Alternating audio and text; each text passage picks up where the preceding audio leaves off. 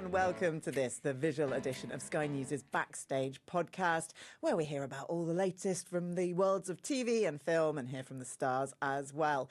This week, I'm joined by Sky's entertainment producer, Jason Mansoray. Hello. And our TV and film reviewer, Stevie Wong in New York. Hello. Hello. How you doing? And this week, coming up. We need to hide him from everybody. Heaven, hell, we do it together. Together? While we figure out what's actually going on.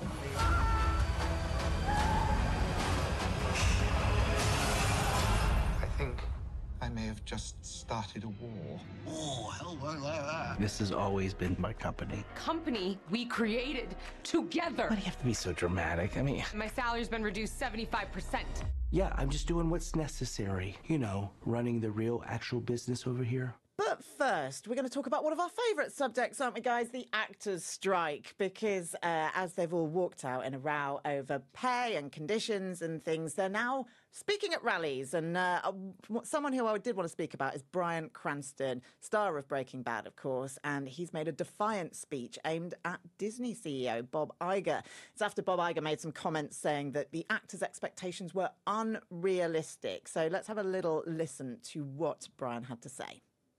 I know, sir, that you look through things through a different lens. We don't expect you to understand who we are, but we ask you to hear us, and beyond that, to listen to us when we tell you we will not be having our jobs taken away and giving to robots. Stevie, this wasn't just Bryan Cranston at this rally, though, was it?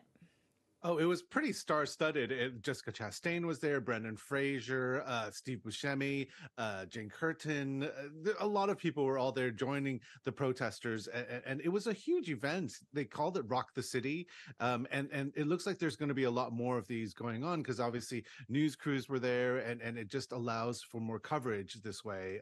I was almost going to go, but it was very hot.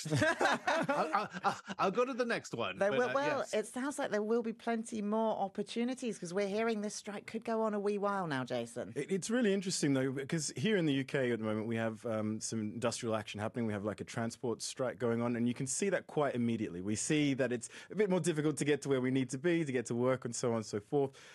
This you don't really see, but realistically, it's not just you can't make films, you can't promote them. So all the late-night TV shows are going to start to feel it. You can't promote it on social media. And even more, I think if anyone thought that this was an opportunity for an aspiring actor to get in and take advantage of all these people striking, if you do that, you will never be able to be a member of either of these unions. So it's a really interesting time, and I think we're yet to see the impact really hit us. And of course, we knew that this was coming. So before the strike was announced, lots of studios quickly said, do some interviews, so we could kind of bank them up. And that's how we're still hearing from the stars this week, because we spoke to them actually before those strikes were announced. And with that in mind, let's talk about Good Omens. Series 2 is out now on Prime Video. Really, there's something urgent that I need to talk to you about. Oh, and of course, his assistant. Hi there. Ah, Gabriel! What's he doing here? I don't know. What's happened to him? I don't know. So this again stars Michael Sheen and David Tennant as an angel and a demon who are trying to save the Earth. The first series of Good Omens was based on the book of the same name, and this new series is based on what would have been a second book. Neil Gaiman wrote the first one with Terry Pratchett, who sadly passed away a few years back. But Neil says this book, they had talked about a follow-up, they had talked about a second one, and that's what this series is based on. And it basically starts with a naked John Hamm wandering the streets, and soon another crisis needs to be averted. Stevie, what did you think of this? I quite like this one. I don't think we may have talked about this show season 1, and it didn't really leave that big of an impression. We just knew that it was an expensive show. Amazon had put a lot of money into it, and it had Michael Sheen and David Tennant, who are very wonderful together. In the kind of 4 or 5 years since it came out, they obviously are now really kind of synonymous with each other, and you can see that them on screen. They're just so wonderful to watch, and I almost feel season 2 is better than season 1. I don't know if you agree with me, Claire. Yeah, I actually do, but I can see Jason is kind of slightly grumbling over there because you are feeling slightly prickly about this one. I am, but it's not necessarily just detraction from this series, and I don't want to be negative, but I'm heartbroken that American Gods got cancelled. And that was, of course, also a Neil Gaiman property. So. Exactly, and the characters in that, the Shadow Moon, the Wednesday, the Technology Boy, Billiquist, all these kind of characters. I think that was an amazing series. I thought it had amazing characters, amazing effects, amazing color, and I would have liked to have seen that go. So every time I watch this, I'm just a bit kind of, you wanting bring more back of American something Gods. else. Yeah. Well, I'm with Stevie on this one. I think it's a decent, a very good follow-up, if not even better than the first series. But is it an American Gods? And before the actors' strike, as we say, I did get to sit down with David Tennant and Michael Sheen and have a chat about the show. And David Tennant actually admitted he sort of didn't quite realise what he was getting into in terms of the beloved sort of fan base for this book and therefore the show. My nerve curve was pretty exponential because unlike Michael, I didn't really know the world of the fandom of the book. Somehow it had passed me by. And then I was doing the show, and it was thrilling, and then I would keep meeting people, some of whom were in the cast, who would go, "This book I've read every year of my life.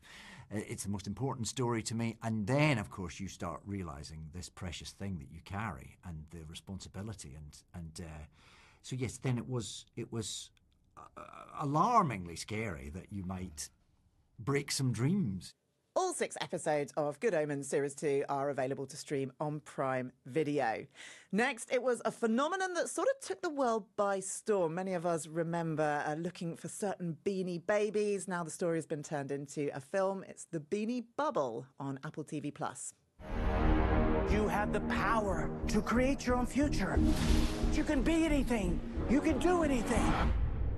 You want to sell high-end stuffed Himalayan cats? Understuffed, actually, for greater posability. We're professionals. We're giving the people what they need.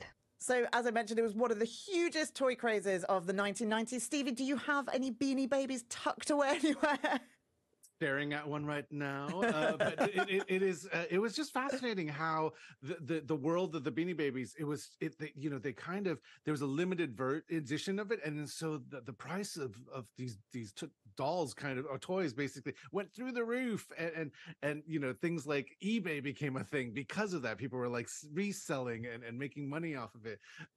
It is fascinating to see, and also just to have this crazy cast of Zach Galifianakis, Elizabeth Banks, Sarah Snook, and Geraldine Viswanathan, basically about a man who created this company and all the women who he used, basically, and they kind of used him to take him down in the end. So it is a fascinating story. I don't know if you liked it or not. I love this new genre that's emerged. It's the business biopic. We had Air about Nike Air Jordans earlier this year. We've had Tetris. We had Flamin' Hot, for goodness sake. It's an interesting genre, isn't it? It is a really interesting genre. I mean, you've mentioned it there that we've had these things like Air and Tetris, but I don't think we need another corporate biopic. Why on earth are we doing these films? Apparently there's a BlackBerry film coming out, which I just think is absolutely bonkers. But what I will say about this is obviously the acting duo in the lead roles are amazing, but also the styling I thought was incredible. I thought it looked really good, but I generally don't think we need to have any more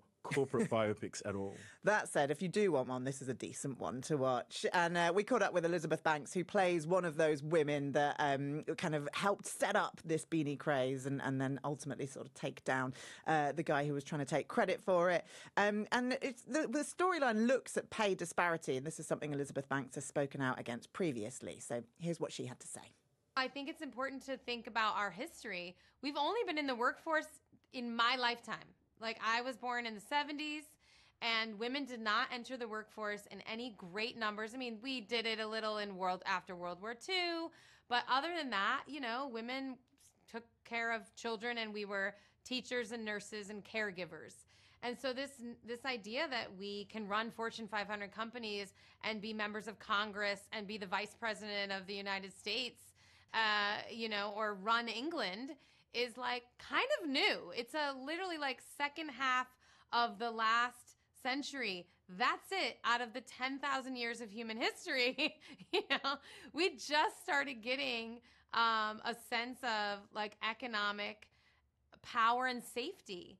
And it's through that sense of safety that we finally feel like we can also stand up for ourselves. The Beanie Bubble is available to stream now on Apple TV+.